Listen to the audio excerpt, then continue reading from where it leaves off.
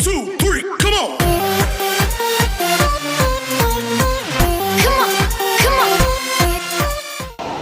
Hi guys! Welcome back to my YouTube channel. Ang gagawin natin ngayon ay pang dessert.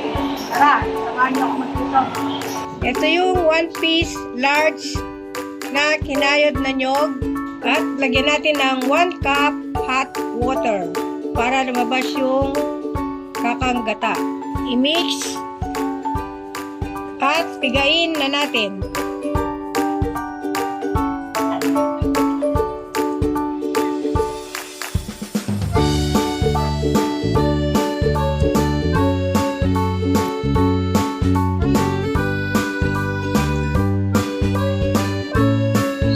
At salain na natin.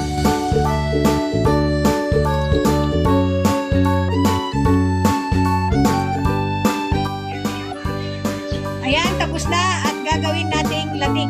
On natin yung stove. Low fire. Ilalagay na natin yung kakanggata. Babalikan natin siya after 10 minutes. After 10 minutes, i-mix natin.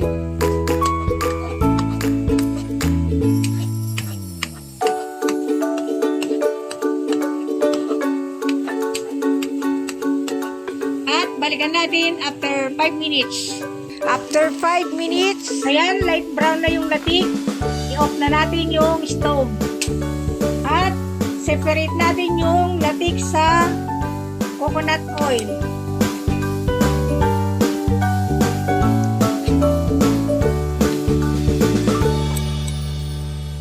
Ayan, tapos na. At itatabi muna natin. Maglalagay tayo sa bowl ng 3 cups of glutinous rice flour. Maglalagay tayo ng 1 cup water. Mix natin.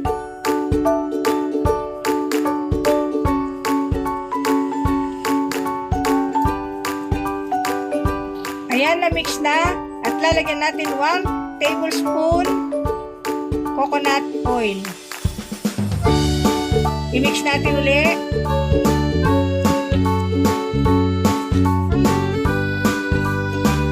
Ayan, tapos na. At ilagay natin sa 1 kilong plastic. At ibubuhol natin sa dulo. Tapos lalaparan natin. Ayan, tapos na at itatabi muna natin. Maglalagay tayo uli ng glutinous rice flour sa bowl ng 3 cups. Maglalagay tayo ng 1 cup of water. I-mix natin.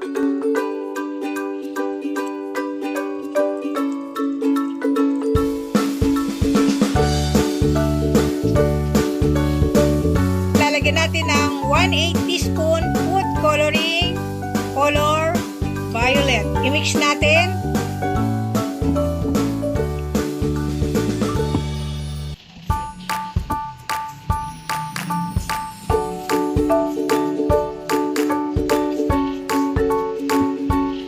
Ang ganda na ng kulay, naging violet na. At lalagyan natin ng 1 tablespoon langis ng nyog. I-mix natin.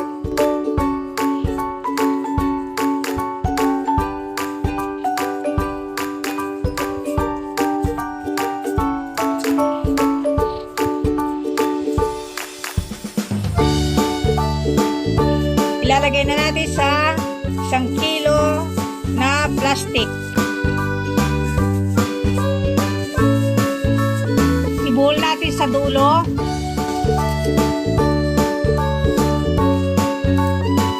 At lalaparan natin.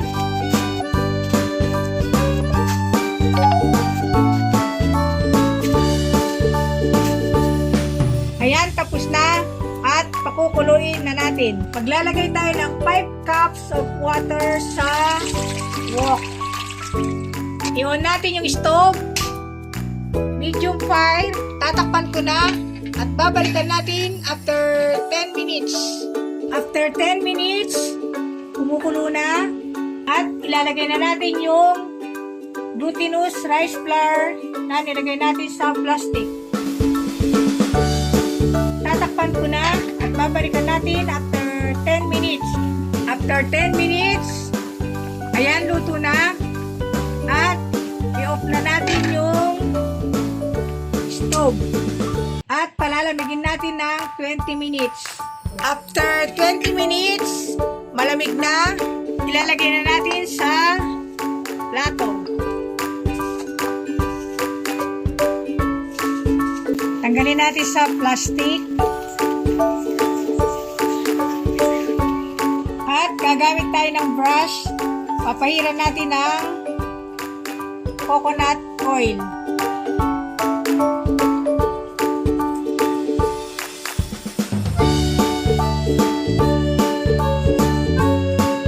At papahiran natin ng coconut oil ang plate.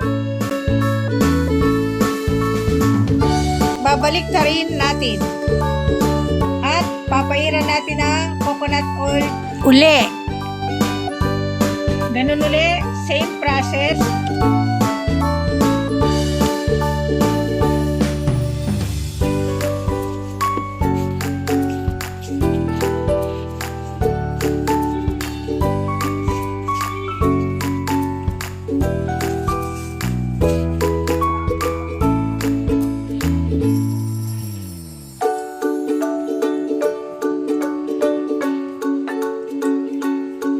Ayan, tapos na. At gugupitin natin ang maliit na pahaba.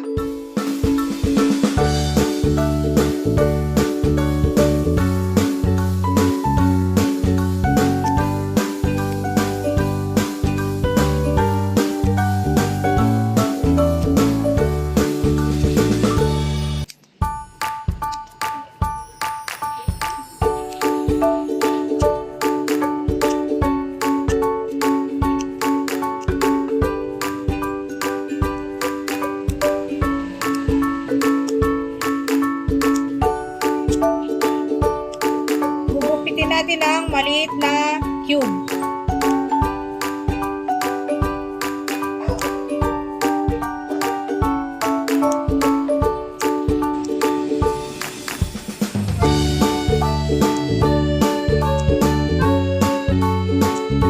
Ganun ulit, same process.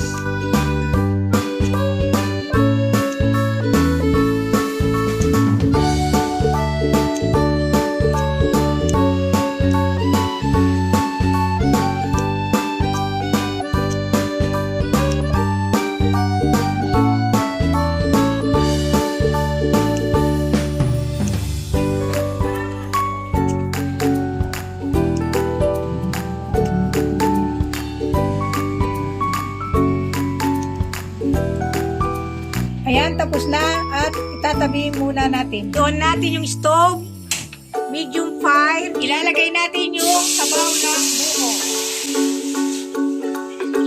At maglalagay tayo ng 2 cups premium raw sugar. At tatakpan ko na at babalikan natin after 5 minutes. After 5 minutes, na-caramelize na yung sugar. I-mix natin. Ilalagay natin yung mga ingredients. Buko, 1 cup, maliliit na sago. I-mix natin. At tatakpan ko na at babalikan natin after 5 minutes. After 5 minutes, at ilalagay na natin yung ginupitan nating glutinous rice.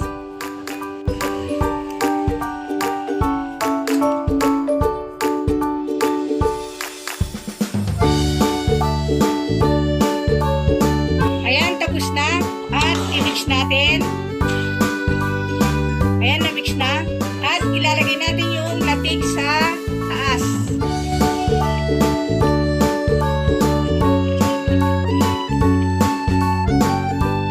Ayan, luto na yung puto langsong. At titikman na natin. I-off ko na yung stove. Hi guys! Welcome back to Elle's Kitchen! Ito na yung niluto kong puto langsong. Song. Tara, tikman na natin.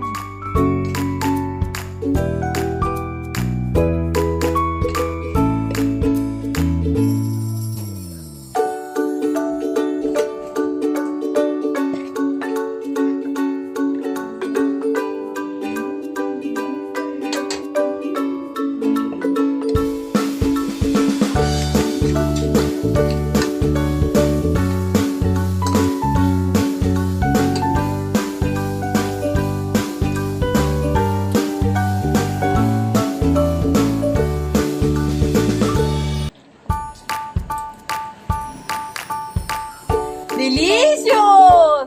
Yummy! Sweet. Guys, if you like this video, don't forget to leave a like Subscribe to Emma's Kitchen! And comment down below. and click the notification bell for more updates. See you in the next video! Thank you for watching! Bye!